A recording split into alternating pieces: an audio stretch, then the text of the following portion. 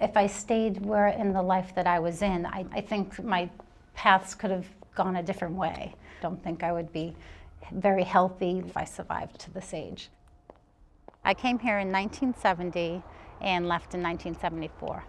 I was 7 when I got here and 11 when I left. My childhood was really at the home in Jamaica Plain. Italian Home for Children we're 100 years old this year.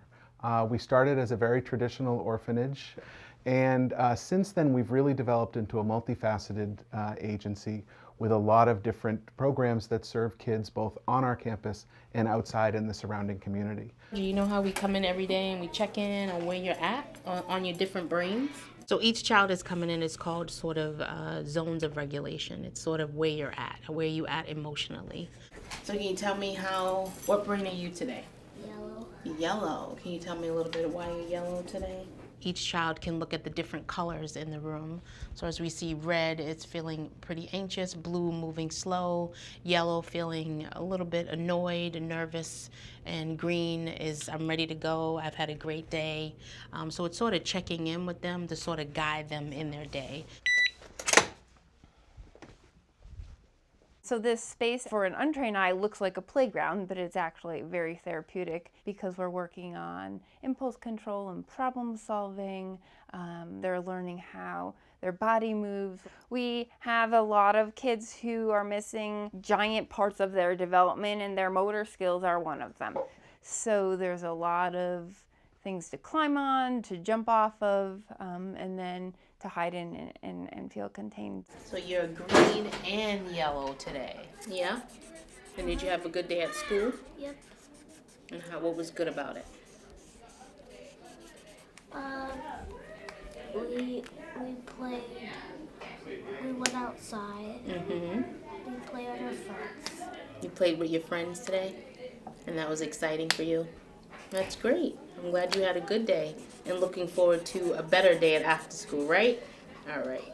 We work with a lot of kids that have traumatic backgrounds, so some kids will come to us and can't actually function in a traditional after-school program. So our program stands out from the rest where we provide them that ratio. So our staff is 3-to-1.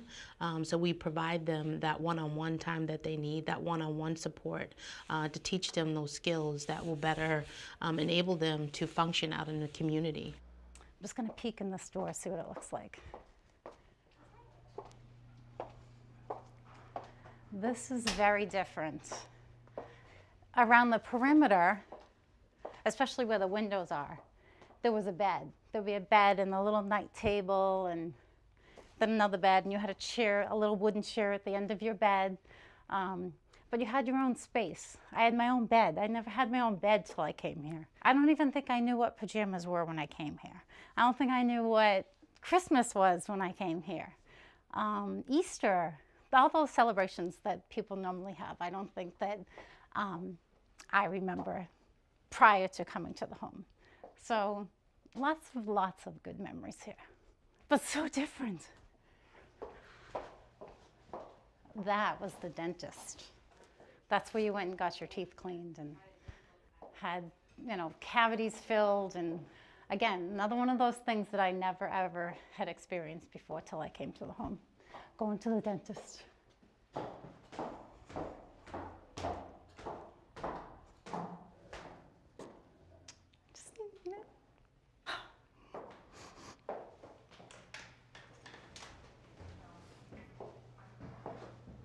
Ever since we were just an orphanage 100 years ago to now when we're doing a wide variety of things in the community and on our campus, permanence is something that we try to give every child. When a child is born and throughout their childhood, they're looking for permanence. They want to know that there's going to be food when they're hungry. They want to know that there's going to be a place to lie down when they're tired. And they want to know that people will be around for them when they want to express themselves or when they have a need or when they're upset.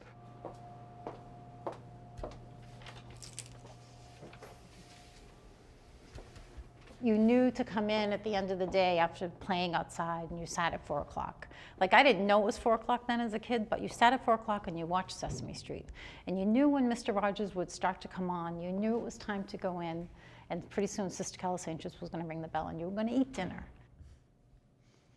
The reason I felt like I had a place here is because it was just kids. You know, you were kids and no one was different. Everybody was the same as you, and even though we had to follow these rules, they were very strict, but it felt right. It felt good. That's what was important. One of the amazing things to me is we've been here for 100 years and we've adapted and we've changed and we've grown and we're doing a lot of things that are new and exciting. But a lot doesn't change. And 100 years ago, we responded to the flu epidemic when there were kids who were orphaned by a horrible flu epidemic in Boston. There's a new epidemic now, which is abuse of heroin and other drugs. And we have a lot of kids who are here because their parents can't care for them because of that epidemic. So it's kind of amazing how the more things change, the more we need to be here doing some of the same things that we've done for 100 years. I think the home has to continue. It's too bad that it has to continue. I wish that it didn't have to continue, but as long as there's a child out there that has the need and the home is able to provide those services, that's what's important. I think the sustainment comes with seeing each child individually. It's not to say that every day is challenging. It's challenging not only for staff and working, it's also challenging for the children. And I think what keeps you going is knowing that you're overcoming those challenges or you're helping that child, and to promote that in a child that has a traumatic background and has experienced so much trauma. It's really what keeps me doing the work, because I think that's needed. To know that there's a place like this with professional people who are able to provide that child with what they need, the nurturing, the feeling like they belong, I think that that's ultimately being loved as a child. Yeah, it's pretty cool.